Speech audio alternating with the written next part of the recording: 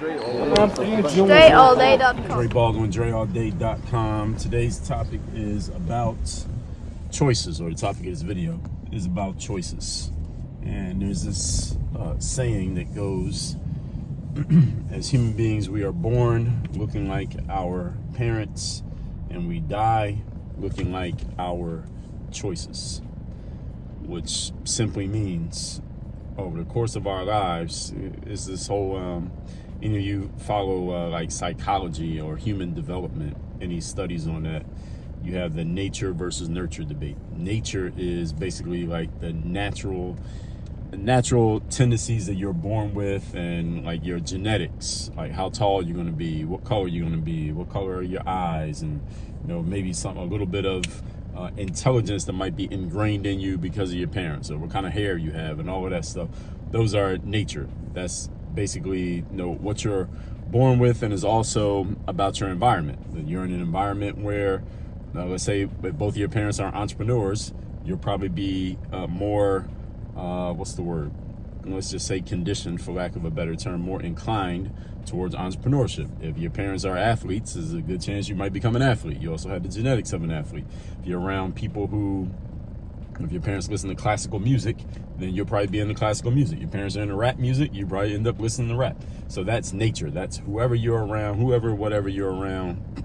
A lot of that plays a role in who you are as a person. But then you have, conversely, and they kind of work together. They're not actually diametrically opposed, but then you have the nurture argument, which states that nurture is about the choices that you make and the things that basically come around you, or that you decide to come around, and what you decide to get around over the course of your life. So if you decide that you're going to go to or your parents decide they're going to put you in a military school, then you may be more inclined to be a lot more disciplined.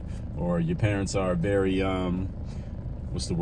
let's say your parents are on the extreme side of liberalism, and I don't mean liberal like politically liberal, but just very free-spirited type of individuals, then you may become that type of person. I might even be getting some of these traits mixed up, but the whole point is this. Let me get to my actual point here so I don't go too far into the weeds of something that I didn't even mean to talk about, is that over the course of your life, you become a reflection of the choices that you make. Even though you might start off being, or how you are or who you are is heavily reflected by decisions that you were not privy to and that you didn't have a say in, i.e.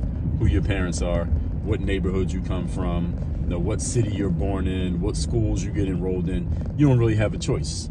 The people around you, the responsible adults around you, if you have them, and hopefully you all do, they get to make those choices, and you end up wherever you end up. However, over the course of life, you get to start to make your own decisions, assuming that you make it to adulthood, assuming you make it to the age of 18, and you get to start making a lot of your own choices.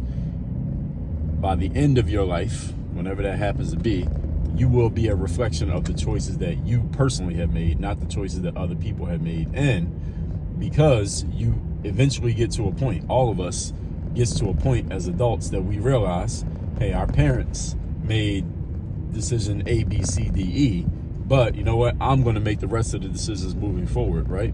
Whatever decisions my parents made, well, I like those decisions that they made, but I didn't like this one. I appreciate that they did these things, but I don't appreciate that they did these things.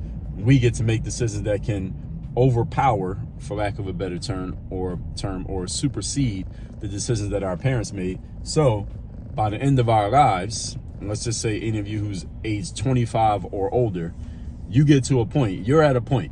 If you're age 25 or older, you're at a point where the choices that you've made, and it doesn't have to be 25, it could be sooner than this, your choices have more of an effect on where you are in life than the choices that anybody else made around you, or the lack of choices that anybody else made around you. Maybe they just didn't make decisions, and you just ended up randomly in certain places that you don't appreciate, or that you kind of resent your parents because they didn't do this or they didn't do that, or your parents didn't take care of you the way they were supposed to, or they didn't guide you the way you wanted them to, or they pushed you in this direction, but now that you've gotten older and you've learned some things and now you think you know better, maybe you do, maybe you don't, you decided to make some different decisions than the ones that they made, and you're basically, by your actions, the way you're living your life, fighting back against some of the things that they did that you just don't go along with. That's completely fine. you will become a reflection of those choices that you've made. The whole point being, even if your parents did some things that now as an adult you can look back and say, you know what, my parents shouldn't have did that. They were wrong about that. They had the wrong idea with that. They didn't understand this. They were dumb about this. They were in a bad position when it came to that right there. Then all of us, by the time we get to 25 at least, let's just say by around age 25, we usually can look at what our parents did and we can start to assess them and critique them, hopefully in a constructive way, maybe a destructive way, but critique them and say, all right, yeah, my parents weren't that good on this point right here. They were kind of off. They were wrong on that. No, they didn't have this part right. No, this part wasn't the way it was supposed to be. And we can kind of critique them.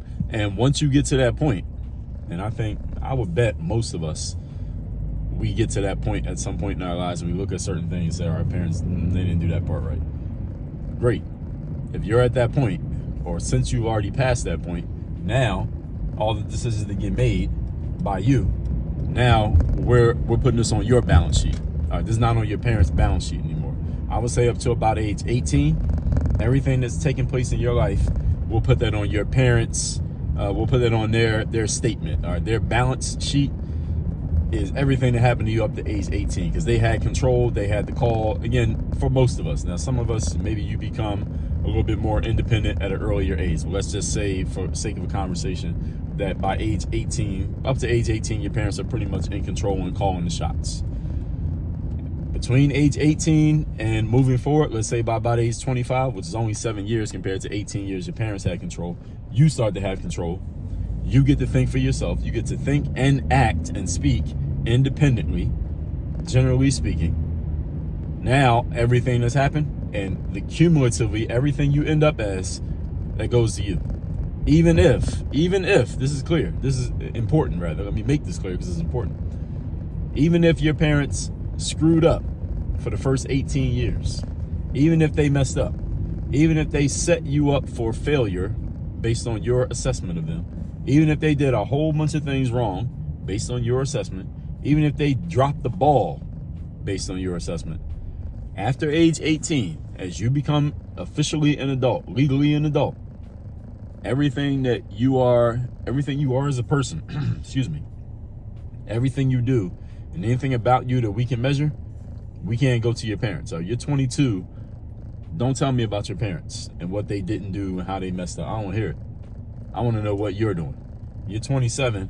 I want to hear how your dad wasn't in your life and that caused you to do this and that, and then you messed up, and now you're still messed up at 27. Now, 27, you had 9 years at least to do what you wanted to do. You get what I'm saying here? This is what I'm saying. And you might be looking at that and saying, well, Dre, that math is off because my parents had 18 years. Don't I get 18 myself? Shouldn't that take me to age 36? The answer is no. It is not. You not get to age 36. Life is not an equal deal, folks. In case any of you didn't know, life is not an equal deal. Meaning, just because somebody else had this much time to do something does not mean you get the exact same amount of time to do something. The ledger for you is based on after age 18, everything is on you as a person. All right, so if you're 22 or 24, 27 or 43, I'm just looking at you. Like, you could tell me about your parents and what they did and what they didn't do and how you feel about them and where they messed up. You can tell me all of that you want. When you get done talking, I'm not thinking about your parents or looking at your parents and judging them based on what I see in you. I'm judging you based on what I see in you because you're old enough to where you get to make choices about that. Even if right now you're trying to dig yourself out of what your parents set you up with. Maybe they set you up to fail. They set you up in a bad situation. You had to dig out of their nonsense to get yourself to neutral. But if you're 23, you're 26, I'm still looking at you because you're an adult. So I'm looking at you and I'm asking, even if you're not at your peak position right now, I'm not judging you based on that. I'm judging you based on what story are you telling? How are you conducting yourself? How are you carrying yourself? How are you showing up as a man or as a woman every day in the world as a professional? How are you showing up every single day, even if you're still dealing with the nonsense that your parents left you to deal with? How are you showing up? I'm not judging you off your material possessions or how much money you have or what you make or what kind of car you got or what kind of clothes you got. I'm not judging you based on any of that. Other people do. There are people out there who will judge you on that, by the way. But I'm not one of those people. I'm judging you off of How are you? What kind of energy are you showing up with? What kind of story are you showing up with? What are you telling me about yourself? Not just based on your words, but also based on your activity, your actions, and the results that you're producing and the performance that you put out there to the world. That's what I'm judging you off of. But I don't want to hear a grown man or woman telling me what their mom or dad did or did not do. And I talk to people every single day. I got a text message number, and I exchange texts with people all the time. And it's unfortunate because I hear from people who are over the age of 18, these exact people I'm talking about, over the age of 18, and they're telling me about their parents. They're telling me about what this person didn't do, what this person did do. Listen, I get it. I believe you. I don't think you're lying. I think you're telling the truth about what your parents did and did not do. However, as an adult, nobody's judging your parents based off looking at you. Now, if you're 12 and I see you and you look like whatever you're doing, you kind of look crazy, I'm like, who's raising this kid? Because that's a kid. That's a 12-year-old. I want to know who's in charge here. If somebody is not doing their job. But 22, nah. I don't care about your parents. At 22, I really don't care about your parents. At 22, I want to know, what are you doing? You can't put that on mom and dad at 22. You put it on them at 15. Can't put it on them at 25. Everybody get where I'm at? All right, so that's the whole point here. Again, you're born looking like your parents. You die looking like your choices. And after age 18 is all on you. Even if they messed up and set you up had to dig out of some nastiness. I get it. I believe you. I understand you. It's still on you. All that said, it's still on you. With all that said, I want you to text me. Let me know you want to get my daily motivation text that I send out for free every morning to everybody in my text community. Here's the number, 305-384-6894. Every day when that message goes out, whoever's in my text community is going to get that message. So it goes out to a couple thousand people every day already. So if you want to be another one on that list, just text me at that number. It's down below in the description. Secondly, Work on Your Game University. That's the place where I coach people. That's the place where you can work with me directly. That's the place where you get access to all of my best frameworks on mindset, like Bulletproof Mindset, strategy, like the Business Builder framework, systems, like the aptly titled Work on Your Game system, and execution, like the Next Mission framework. We also got stuff on confidence, discipline, selling yourself, creating content, mental toughness, and a whole bunch of other things, people skills, leadership, communication tools. All of that is inside the university, only accessible by members of Work on Your Game University. You get access to that by going to workonyourgameuniversity.com. Link is down below in the description to this video. Work on your game. Dre, all